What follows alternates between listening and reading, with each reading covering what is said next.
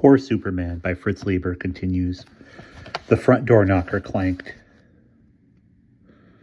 Farquhar answered it. A skinny old man with a radiation scar twisting around his temple handed him a tiny cylinder.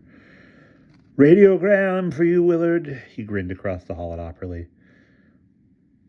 "When are you going to get a phone put in, Mr. Opperly?" The physicist waved at him. "Next year, perhaps, Mr. Barry." The old man snorted with good-humored incredulity and trudged off. "What did I tell you about the thinkers making overtures?" Farquhar chortled suddenly. "It's come sooner than I expected. Look at this." He held out the radiogram, but the older man didn't take it. Instead, he asked, "Who's it from?" "Tregarron?" "No, from Helmuth. There's a lot of sugar corn about man's future in deep space. But the real reason is clear. They know that they're going to have to produce an actual nuclear rocket pretty soon, and for that they'll need our help. An invitation?" Farquhar nodded. "For this afternoon." He noticed Opperly's anxious, though distant frown. "What's the matter?" he asked. "Are you bothered about my going? Are you thinking it might be a trap? That after the Maisel question, they may figure out I'm better rubbed out?" The older man shook his head. "I'm not afraid. For your life, Willard, that's yours to risk as you choose. No, I'm worried about other things they might do to you." "What do you mean?" Farquhar asked. Opperly looked at him with a gentle appraisal. "You're a strong and vital man, Willard, with a strong man's prides and desires." His voice trailed off for a bit. Then, "Excuse me, Willard, but wasn't there a girl once, Miss Arcady?" Farquhar's ungainly figure froze. He nodded curtly, face averted. "And didn't she go off with a thinker?" "If girls find me ugly, that's their business," Farquhar said harshly, still not looking at Opperly. "What's that got to do with this invitation?" Opperly didn't answer the question. His eyes got more distant. Finally he said, "In my day we had it a lot easier. A scientist was an academician, cushioned by tradition." Willard snorted. Science had already entered the era of the police inspectors, with laboratory directors and political appointees shifting enterprise. "Perhaps," Opperly agreed. "Still, the scientist lived the safe, restricted, highly respectable life of a university man. He wasn't exposed to the temptations of the world." Farquhar turned on him. "Are you implying that the thinkers will somehow be able to buy me off?" "Not exactly." "You think I'll be persuaded to change my aims?" Farquhar demanded angrily. Opperly shrugged his helplessness. "No, I don't think you'll change your aims." Clouds encroaching from the west blotted the parallelogram of sunlight between the two men. As the slideway whisked him gently along the corridor toward his apartment, George Helmuth was thinking of his spaceship. For a moment, the silver-winged vision crowded everything else out of his mind. Just think, a spaceship with sails. He smiled a bit, marveling at the paradox. Direct atomic power, direct utilization of the force of the flying neutrons. No more ridiculous business of using a reactor to drive a steam engine or boil off something for a jet exhaust. Processes that were as primitive and wasteful as burning gunpowder to keep yourself warm. Chemical jets would carry his spaceship above the atmosphere. Then would come the thrilling order, "Set sail for Mars." The vast umbrella would unfold and open out around the stern, its rear or earthward side a gleaming expanse of radioactive ribbon, perhaps only an atom thick and backed with a material that would reflect neutrons. Atoms in the ribbon would split, blasting neutrons astern at fantastic velocities. Reaction would send the spaceship hurtling forward. In airless space, the expansive sails would naturally not retard the ship. More radioactive ribbon, manufactured as needed in the ship itself, would feed out onto the sail as that already there became exhausted. A spaceship with direct nuclear drive. And he, a thinker, had conceived it completely, except for the technical details, having strengthened his mind by hard years of somno-learning, mind-casting, memory-straightening, and sensory training. He had assured himself of the executive power to control the technicians and direct their specialized abilities. Together they would build the true Mars rocket. But that would only be a beginning. They would build true mind bomb. They would build the true mind bomb. They would build the true selective microbe slayer. They would discover the true laws of ESP and the inner life. They would even, his imagination hesitated a moment, then strode boldly forward, build the true Maisie. And then the thinkers would be on even terms with the scientists. Rather, they'd be far ahead. No more deception. He was so exalted by this thought that he almost let the slideway carry him past his door. He stepped inside and called, "Caddy!" He waited a moment, then walked through the apartment. But she wasn't there. Confound the girl, he couldn't help thinking. This morning when she should have made herself scarce, she'd sprawled about sleeping. Now when he felt like seeing her, when her presence would have added a pleasant final touch to his glowing mood, she chose to be absent. He really should use his hypnotic control on her, he decided.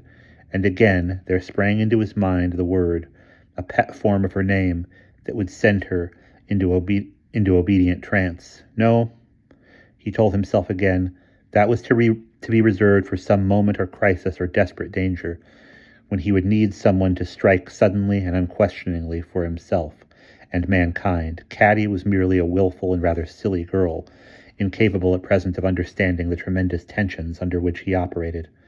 When he had time for it, he would train her up to be a fitting companion without hypnosis. Yet, the fact of her absence had a subtly disquieting effect. It shook his perfect self-confidence just a fraction. He asked himself if he'd been wise in summoning the rocket physicists without consulting Tregerin. But this mood, too, he conquered quickly. Tregerin wasn't his boss, but just the thinker's most clever salesman, an expert in the mumbo-jumbo so necessary for social control in this chaotic era. He himself, George Helmuth, was the real leader in theoretics and overall strategy, the mind behind Maisie. He stretched himself on the bed, almost instantly achieved maximum relaxation, turned on the somno-learner, and began the 2-hour rest he knew would be desirable before the big conference. Jan Tregerin had supplemented his shorts with pink coveralls, but he was still drinking beer. He emptied his glass and lifted it a lazy inch. The beautiful girl beside him refilled it without a word and went on stroking his forehead.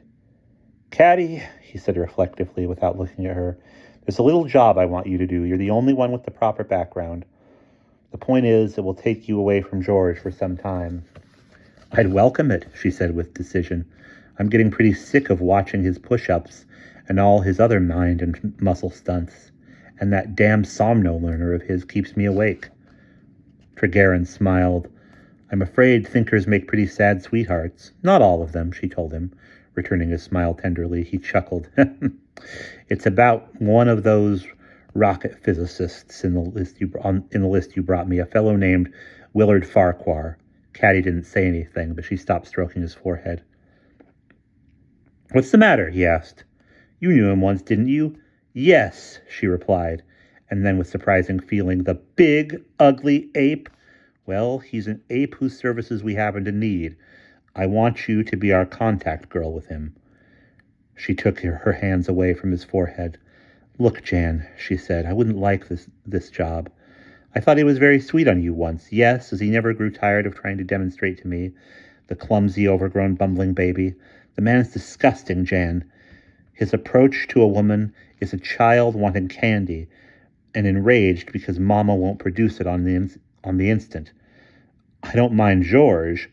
He's just a pipsqueak, and it amuses me to see how he frustrates himself. But Willard is a bit frightening." Tregerin finished for her. "No, of course you're not afraid," Tregerin purred.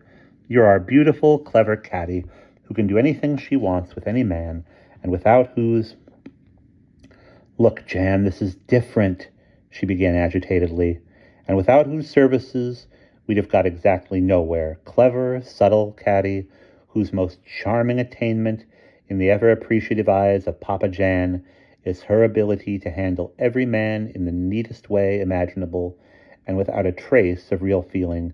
Kitty catty who, very well, she said with a sigh. I'll do it. Of course you will, Jan said, drawing his hands back to his forehead. And you'll begin right away by getting into your nicest sugar and cream war clothes. You and I are going to be the welcoming committee when that ape arrives this afternoon. But what about George? He'll want to see Willard. That'll be taken care of, Jan assured her. And what about the other dozen rocket physicists George asked to come? Don't worry about them. The president looked inquiringly at his secretary across his littered desk in his home study at White House Junior. So, Opperly didn't have any idea how the odd question about Maisie turned up in Section 5? His secretary settled his potch and shook his head. Or claimed not to. Perhaps he's just the absent-minded prof, perhaps something else. The old feud of the physicists against the thinkers may be getting hot again. There'll be further investigation, the president nodded. He obviously had something uncomfortable on his mind. He said uneasily, Do you think there's any possibility of it being true? What? asked the security guardedly. That particular hint about Maisie? The secretary said nothing. Mind you, I don't think there is, the president went on hurriedly, his face assuming a sorrowful scowl. I owe a lot to the thinkers, both as a private person and as a public figure. Lord, a man has to learn something these days, but just supposing it were true, he hesitated as before, uttering blasphemy, that there was a man inside Maisie. What could we do? The secretary said stolidly. The thinkers won our last election. They chased the commies out of Iran.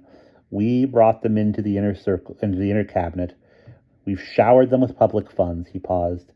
We couldn't do a damn thing, the president nodded with equal conviction and not very happily summed up. So if anyone should go up against the thinkers, and I'm afraid I wouldn't want to see that happen, whatever is true, it would have to be a scientist. Willard Farquhar felt his weight change the steps under his feet into an escalator. He cursed under his breath, but let them carry him, a defiant hulk, up to the tall and mystic blue portals, which silently parted when he was 5 meters away. The escalator changed to a slideway and carried him into a soft, gleaming, high-domed room, rather like the antechamber of a temple. Martian peace to you, Willard Farquhar, an invisible voice intoned. You have entered the Thinkers Foundation. Please remain on the slideway. I want to see George Helmuth, Willard growled loudly. The slideway carried him into the mouth of a corridor and paused. A dark opening dilated on the wall. May we take your hat and coat? A voice asked politely. After a moment, the request was repeated with the addition of, just pass them through. Willard scowled and fought his way out of his shapeless coat and passed it and his hat through in a lump. Instantly, the opening contracted, imprisoning his wrists, and he felt his hands being washed on the other side of the wall. He gave a great jerk which failed to free his hands from the snugly padded gyves. Do not be alarmed, the voice advised him. It is only an aesthetic measure.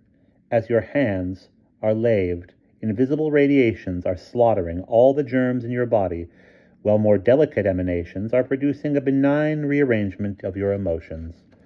The rather amateurish curses Willard was gritting between his teeth became more sulphurous.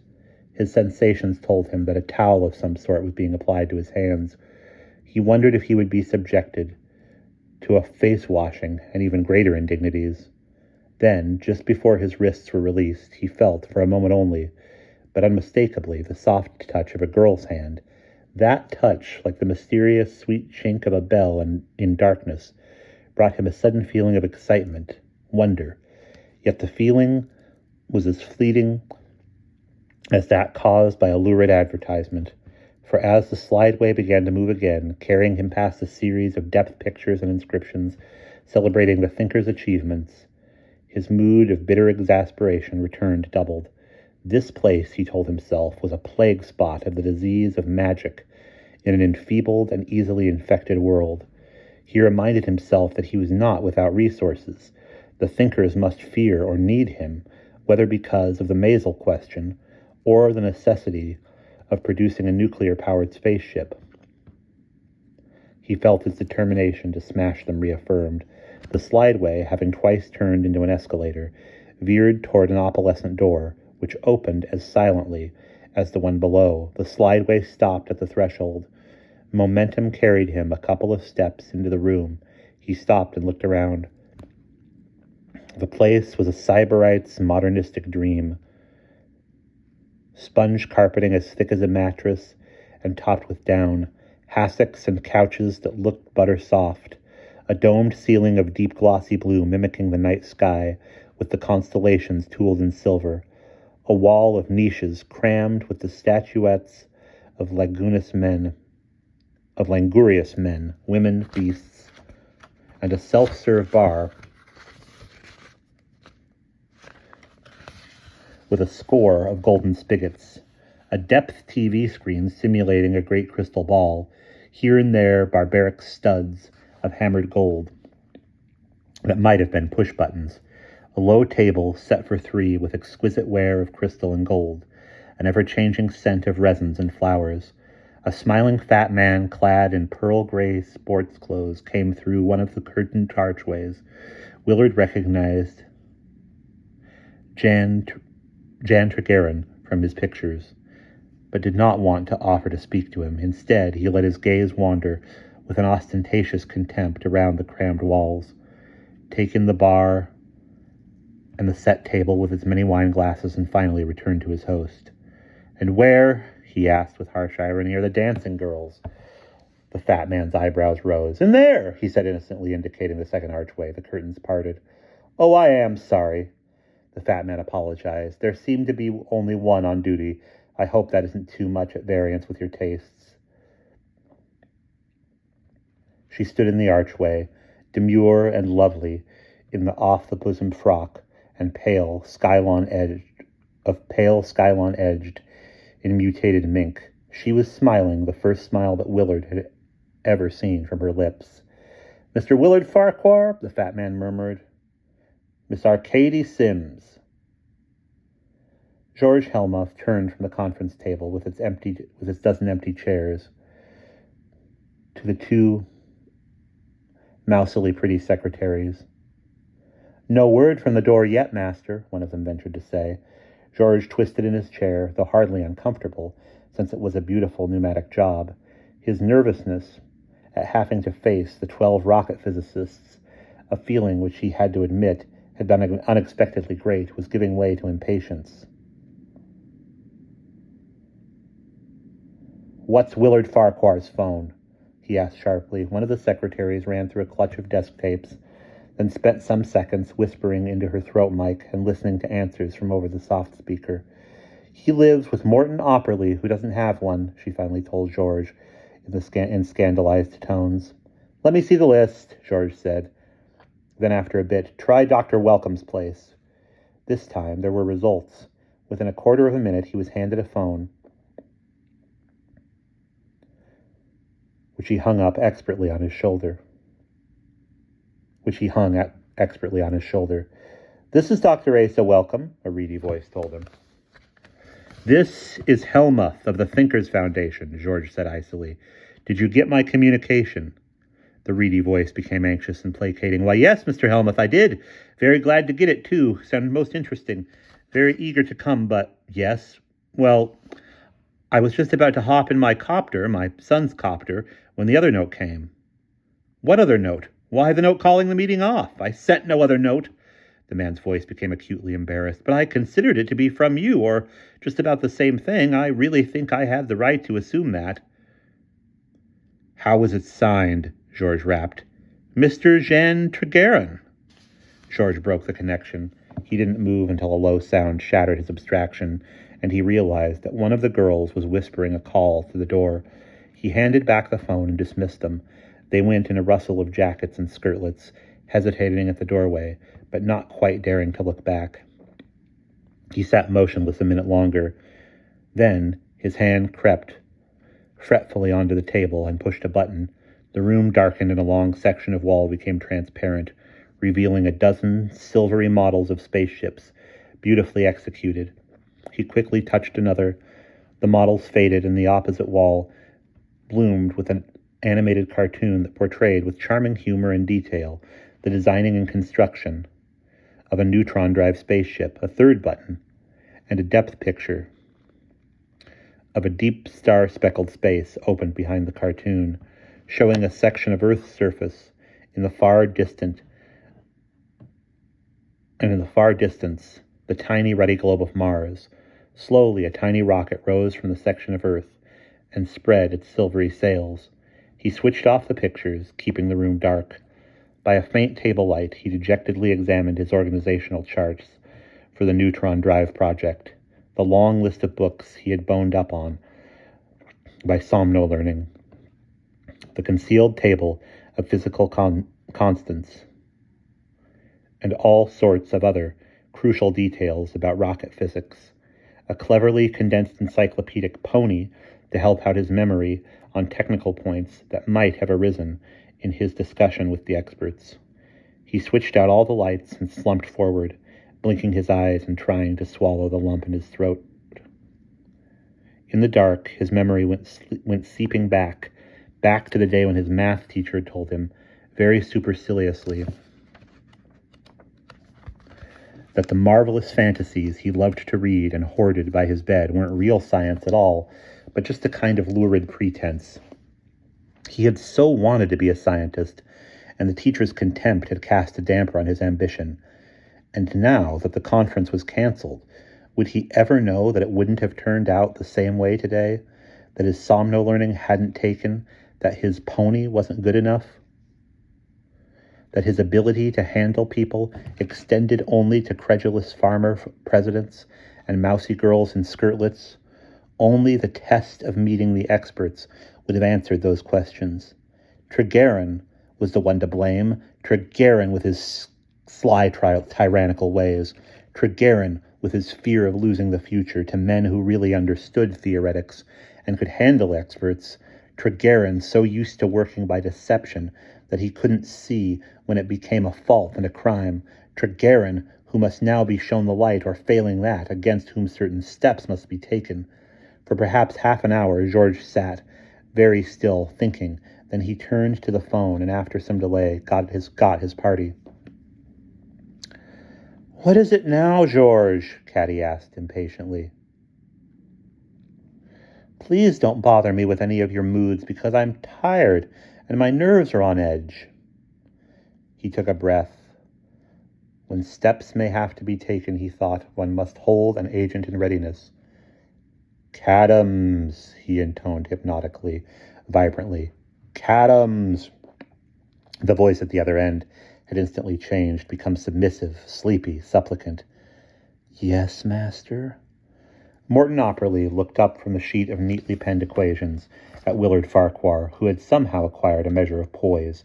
He neither lumbered restlessly nor grimaced. He removed his coat with a certain dignity and stood solidly before his mentor. He smiled, granting that he was a bear. One might guess that he had been fed. "You see," he said, "they didn't hurt me." "They didn't hurt you?" Opperly asked softly. Willard slowly shook his head. His smile broadened. Opperly put down his pen, folded his hands. "And you're as determined as ever to expose and smash the thinkers?" "Of course!" The menacing growl came back into the bear's voice, except that it was touched with a certain pleased luxuriousness. From now on, I won't be teasing the zoo animals, and I won't embarrass you by asking any more Maisel questions. I have reached the objective at which those tactics were aimed. After this, I shall bore from within." "Bore from within," Opperly repeated, frowning. "Now where have I heard that phrase before?" His brow cleared. "Oh yes," he said listlessly. "Do I understand you are becoming a thinker, Willard?" The other gave him a faintly pitying smile, stretched himself on the couch, and gazed at the ceiling. All his movements were deliberate, easy. "Certainly. That's the only realistic way to smash them. Rise high in their councils, out-trick all their trickeries, organize a fifth column, then strike." The end justifying the means, of course, Opperly said. Of course! As surely as the desire to stand up justifies your disturbing the air over your head. All action in this world is nothing but means. Opperly nodded abstractedly. I wonder if anyone else ever became a thinker for those same reasons. I wonder if being a thinker doesn't simply mean that you've decided you have to use lies and tricks as your chief method. Willard shrugged. Could be. There was no longer any doubt about the pitying quality of his smile. Opperly stood up, squaring together his papers. So you'll be working with Helmuth? Not Helmuth, Tregerin. The bear's smile became cruel. I'm afraid that Helmuth's career as a thinker is going to have quite a setback. Helmuth, Opperly mused. Morgus Cheyne once told me a bit about him, a man of some idealism despite his affiliations. Best of a bad lot. Incidentally, is he the one with whom Miss Arcady Sims ran off? Willard finished without any embarrassment. Yes, that was Helmuth, but that's all going to be changed now. Opperly nodded. Goodbye, Willard, he said. Willard quickly heaved himself up on an elbow. Opperly looked at him for about 5 seconds, then without a word, walked out of the room. The only obvious furnishings in Jan Tregerin's office were a flat-topped desk and a few chairs. Tregerin sat behind the desk, the top of which was completely bare. He looked almost bored, except that his little eyes were smiling. George Helmuth sat across the desk from him, a few feet back, erect and grim-faced, while Caddy, shadowy in the muted light, stood against the wall behind Tregerin. She wore the fur-trimmed Skylon frock she'd put on that afternoon. She took no part in the conversation. She seemed almost unaware of it. So you went ahead and canceled the conference without consulting me, George was saying. You called it without consulting me. Tregerin playfully wagged a finger. Shouldn't do that sort of thing, George. But I tell you, I was completely prepared. I was absolutely sure of my ground. I know, Tregerin said lightly. But it's not the right time for it. I'm the best judge of that. When will be the right time? Tregerin shrugged. Look here, George, he said. Every man should stick to his trade or his forte. Technology isn't ours. George's lips thinned.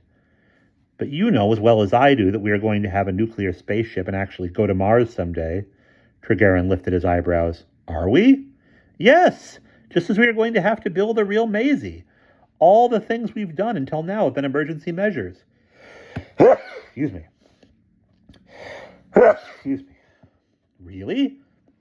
George stared at him. Look here, Jan,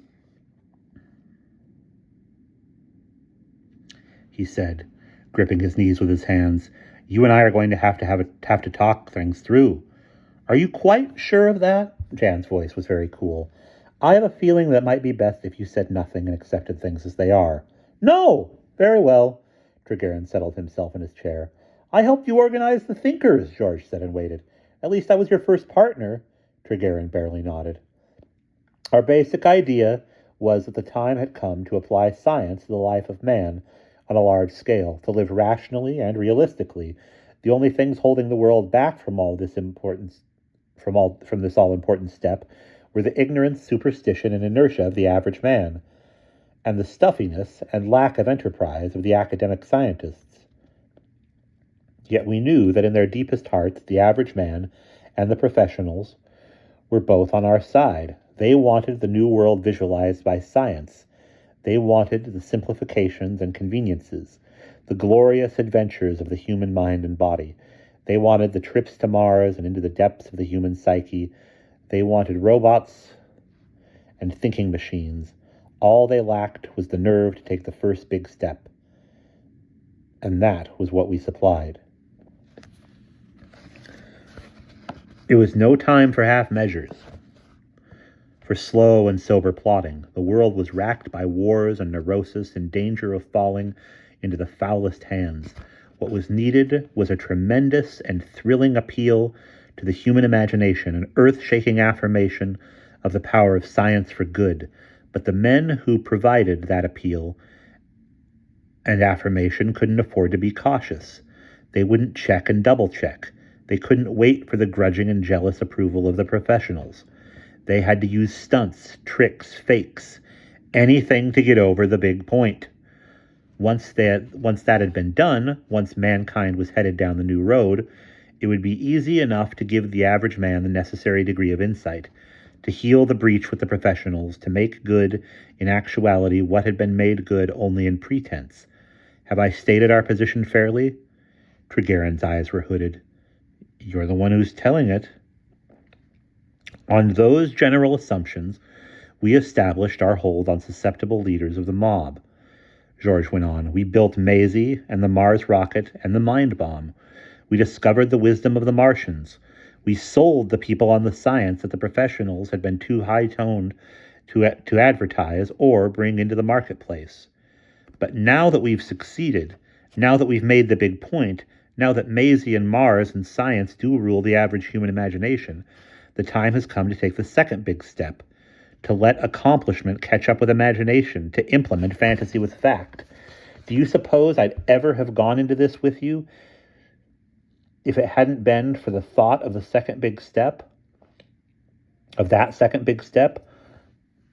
Why, I'd have felt dirty and cheap, a mere charlatan, except for the sure conviction that someday everything would be set right. I've devoted my whole life to that conviction, Jan. I've studied and disciplined myself, using every scientific means at my disposal, so that I wouldn't be found lacking when the day came to heal the breach between the thinkers and the professionals. I've trained myself to be the perfect man for the job, Jan. The day's come, and I'm the man. I know you've been concentrating on other aspects of our work, and you haven't had time to keep up with my side of it, but I'm sure that as soon as you see how carefully I've prepared myself, how completely practical the neutron drive rocket project is, you'll beg me to go ahead.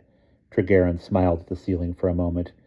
Your general idea isn't so bad, George, but your time scale is out of whack, and your judgment is a joke. Oh yes, every revolutionary wants to see the big change take place in his lifetime.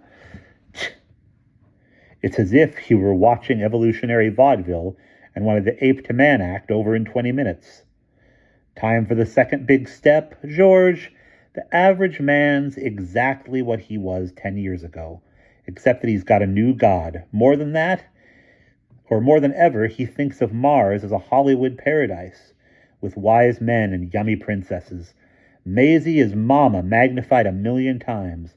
As for professional scientists, they're more jealous and stuffy than ever. All they'd like to do is turn the clock back to a genteel dream world of quiet quadrangles and caps and gowns, where every commoner bows to the passing scholar. Maybe in 10,000 years we'll be ready for the second big step. Maybe. Meanwhile, as should be, the clever will rule the stupid for their own good. The realists will rule the dreamers. Those with free hands will rule those who have deliberately handcuffed themselves with taboos. Secondly, your judgment. Did you actually think you could have bossed those professionals, kept your mental footing in the intellectual melee? You, a nuclear physicist, a rocket scientist, Wyatts? Take it easy now, boy, and listen to me. They'd have torn you to pieces in 20 minutes and glad of the chance. You baffle me, George. You know that Maisie and the Mars rocket and all that are fakes. You believe in your somno learning and your consciousness expansion and optimism pumping like the veriest yokel. I wouldn't be surprised to hear you'd taken up ASP and hypnotism. I think you should take stock of yourself and get a new slant. It's overdue. He leaned back. George's face had become a mask. His eyes did not flicker from Treguerin's. Yet there was a subtle change in his expression. Behind Treguerin, Caddy swayed, as if in a sudden gust of intangible wind, and took a silent step forward from the wall. That's your honest opinion? George asked very quietly. It's more than that, Treguerin told him, just as unmelodramatically. It's orders. George stood up purposefully. Very well, he said. In that case, I have to tell you that, casually, but with no waste motion, Treguerin slipped an ultrasonic pistol from under the desk and laid it on the empty top. No, he said, let me tell you something. I was afraid this would happen, and I made preparations. If you'd studied your Nazi, fascist, and Soviet history, you know what happens to old revolutionaries who don't move with the times. but I'm not going to be too harsh. I have a couple of boys waiting outside. They'll take you by copter to the field, then by jet to New Mex. Bright and early tomorrow morning, George. You're leaving on a trip to Mars. George hardly reacted to the words. Caddy was 2 steps nearer Tregarin. I decided Mars would be the best place for you, the fat man continued. The robot controls will be arranged so that your visit to Mars lasts 2 years. Perhaps in that time you will have learned wisdom, such as realizing that the big liar must never fall for his own big lie. Meanwhile, there will have to be a replacement for you. I have in mind a person who may prove peculiarly worthy to occupy your position with all its prerequisites, a person who seems to understand that force and desire are the motive powers of life, and that anyone who believes the big lie proves himself strictly a jerk. Caddy was standing behind Tregarin now, her half-closed eyes, sleepy, fixed on George's. His name is Willard Farquhar. You see, I too believe in cooperating with the scientist, George, but by subversion rather than conference. My idea is to offer the hand of friendship to a selected few of them. The hand of friendship with a nice big bribe in it. He smiled. You were a good man, George, for the early days, when we needed a publicist with catchy ideas about mind bombs, ray guns, plastic helmets, fancy sweaters, space brassiers, and all that other corn. Now we can afford a soldier sort of person. George moistened his lips. We'll have a neat explanation of what's happened to you. Callers will be informed that you've gone on an extended visit to imbibe the wisdom of the Martians. George whispered, Cadams.